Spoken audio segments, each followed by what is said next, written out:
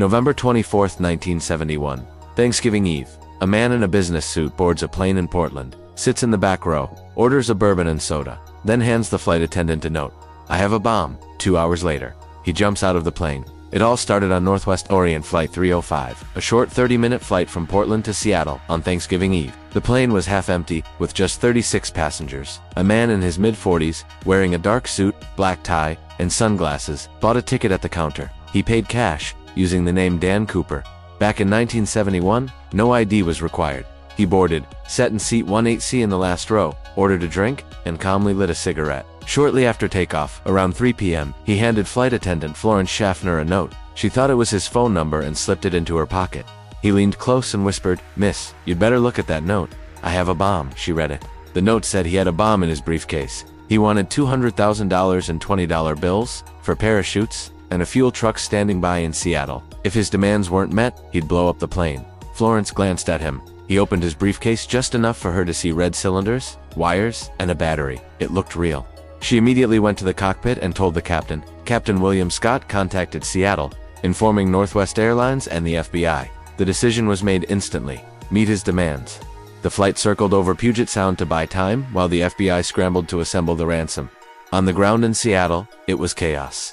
The FBI had less than 2 hours to gather $200,000 in $20 bills and 4 parachutes. They called multiple banks, collected the money, and photographed the serial numbers of all 10,000 bills. This would be crucial for tracking the cash if it was ever spent. The parachute's 2 mains and 2 reserves were acquired from a local skydiving school. Everything was loaded into a car and rushed to SeaTac Airport. At 5:24 p.m., Flight 305 landed and taxied to a remote area. A Northwest employee brought the money and parachutes aboard. Cooper then allowed all 36 passengers to leave, unharmed.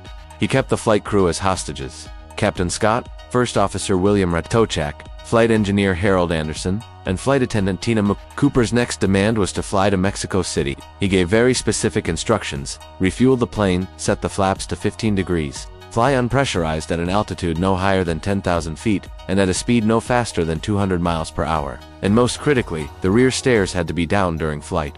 This wasn't a random hijacker. This man knew aircraft. Around 8 p.m., a warning light flashed in the cockpit. The rear stairs had been deployed. The plane's tail dipped slightly from the change. Cooper had opened the aft door at 10,000 feet. In the freezing rain and total darkness, the crew felt a change in pressure. Then, at 8:13 p.m., the pressure normalized, and the tail rose slightly.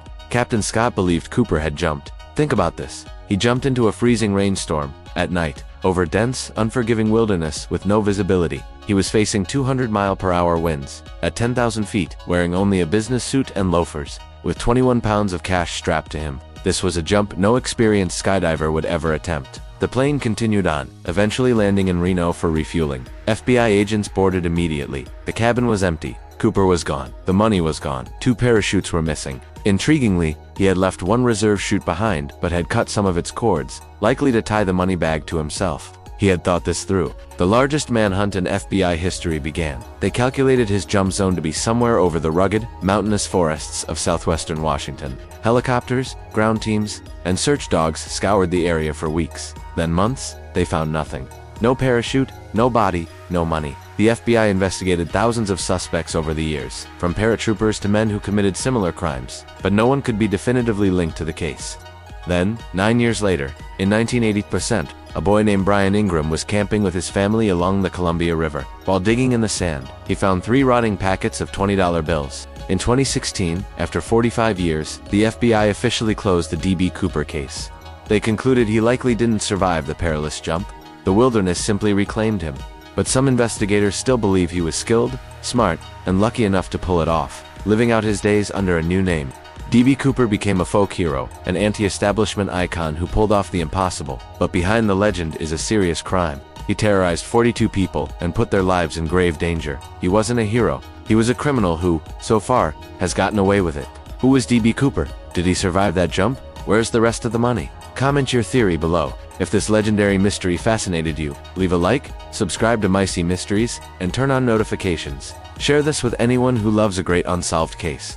Save this video, because some mysteries become legends, and some questions, even the FBI can't answer. See you in the next mystery.